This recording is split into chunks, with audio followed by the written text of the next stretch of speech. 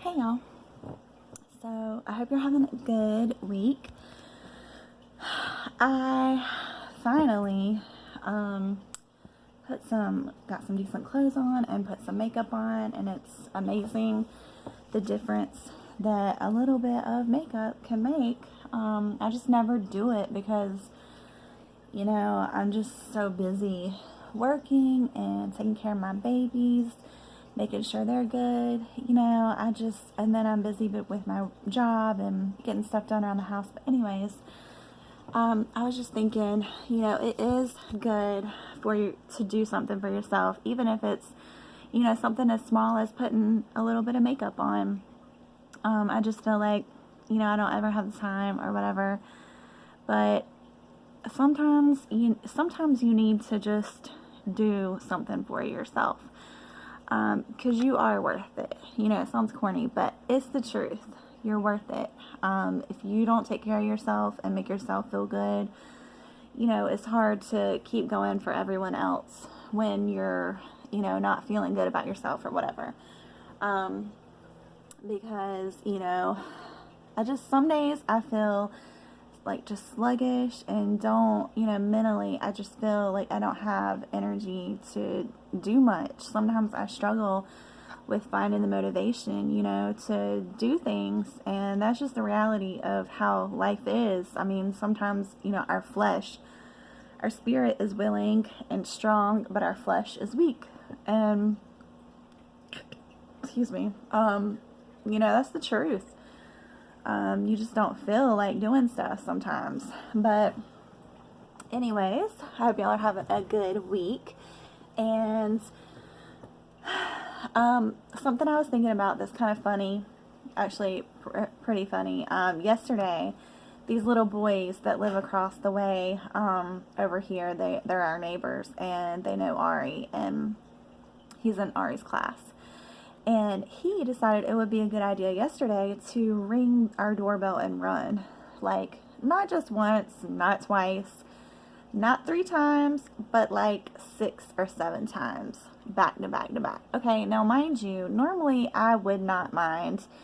I was a kid once, and I get it. I was actually like a pretty bad kid. I was like always running around doing the most, but so I get it. It's like I wouldn't think that it's that big of a deal. If I did not have a baby that every time, he rang the door, every time whoever rings the doorbell, our dogs go crazy. We have a little Chiweenie that yaps, like this high-pitched screeching yap, with Paris, which Paris doesn't bark that much, but, so I have them yapping, like her yapping, and Paris barking with her deep bark. And every time they do that, poor little Nora, her body flinches, like, because it scares her, So when he decided to do this yesterday with his little friend, we saw them like running. He would ring the doorbell and then run, like haul ass, and he just kept doing it again and again and again.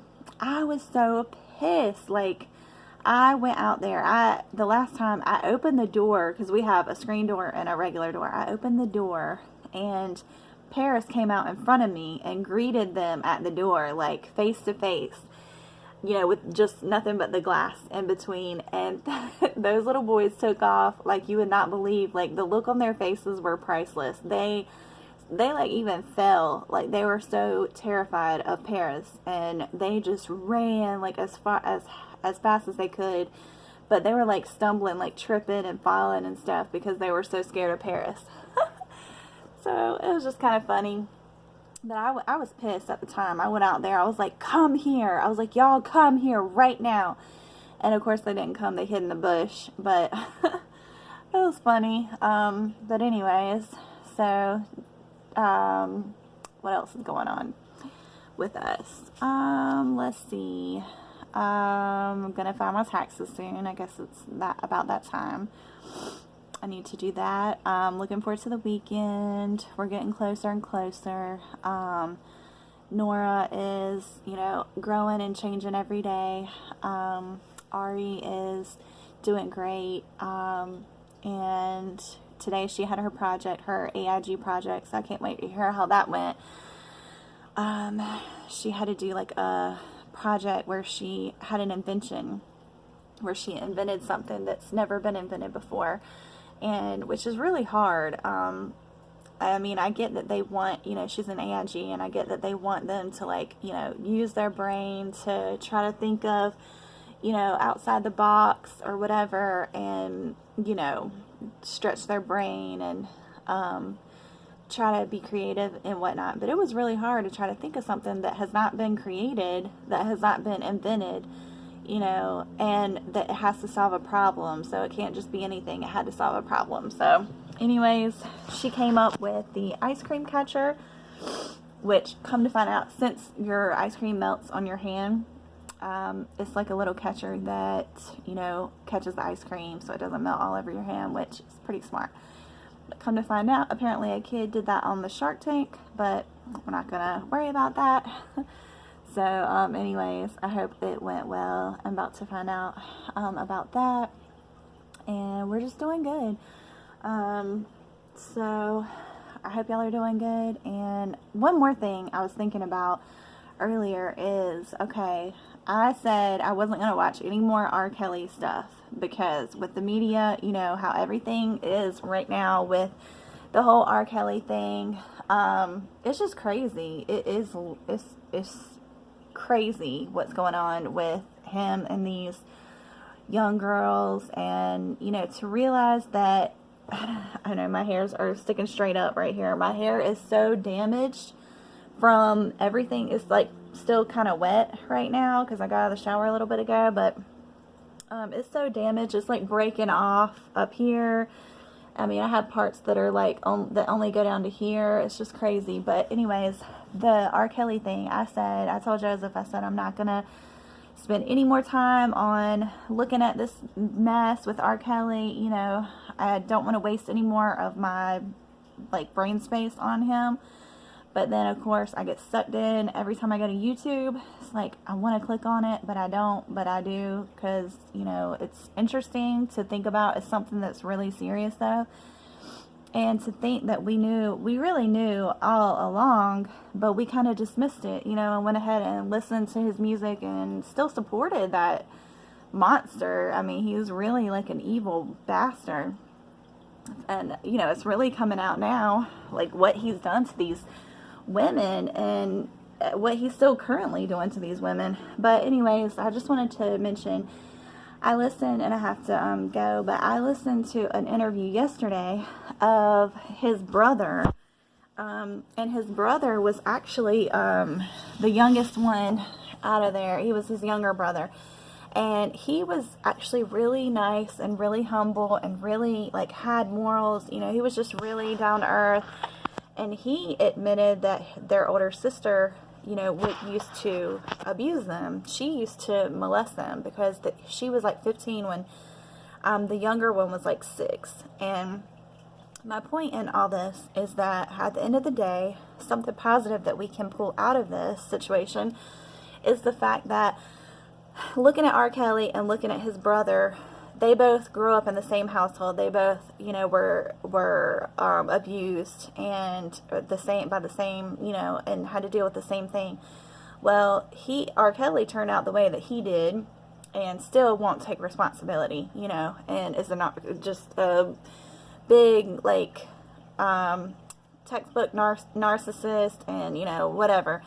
And then then you have his brother, who mentions God and even Jesus in his interview at the end. He wanted to close it with, he said, well, if anyone talks about me or judges me by coming out with this, he said, they talked about Jesus. So, of course, they're going to talk about me. And that's okay. But he lived, he's strong enough of a man to live in his truth and to come forward and be humble enough to be honest and share his story. And he said, we weren't raised like this. He said, my mom, she was doing the best that she could, going to school and work, and she trusted her daughter to keep them, so apparently the sister of the Kellys, their older sister would keep them.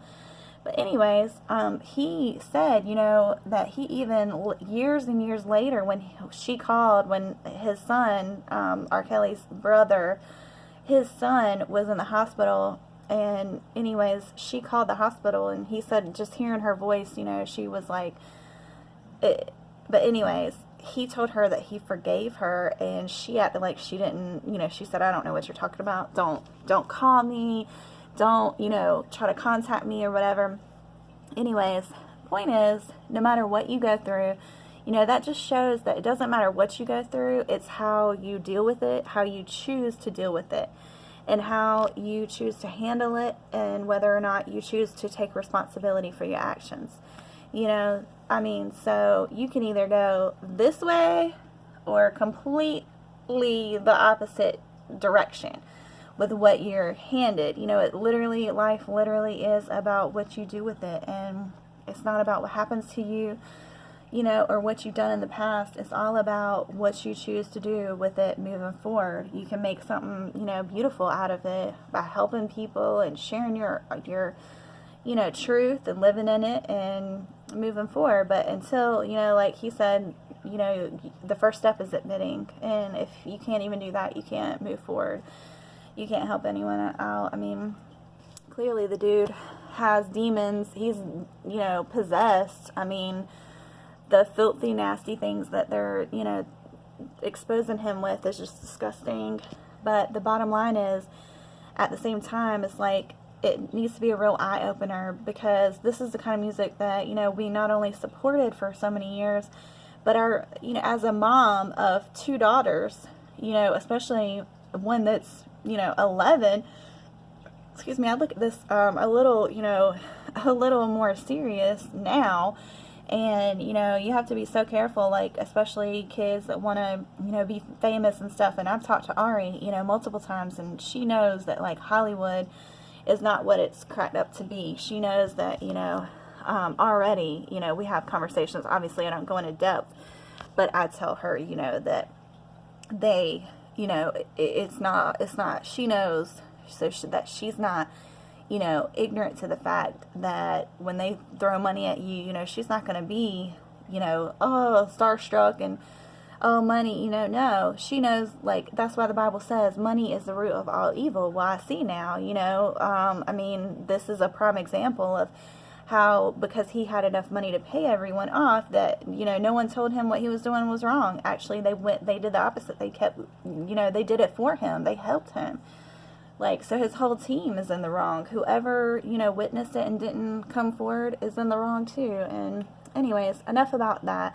But I hope y'all are having a good day. I was just thinking about that, you know. That is something that came to my mind. Like, that just goes to show that no matter what you go through, you know, you could be literally in the same household, have the same thing happen to you, and turn out completely different. So that did give me hope, seeing that his brother is nothing like that. And he said, our mom didn't raise us like this. You know, our mom, she was just trying to do what she, you know, could to support her family. And, you know, unfortunately, that happened. And unfortunately, a lot of that is a lot of generational curses, you know, continue. It's like a cycle.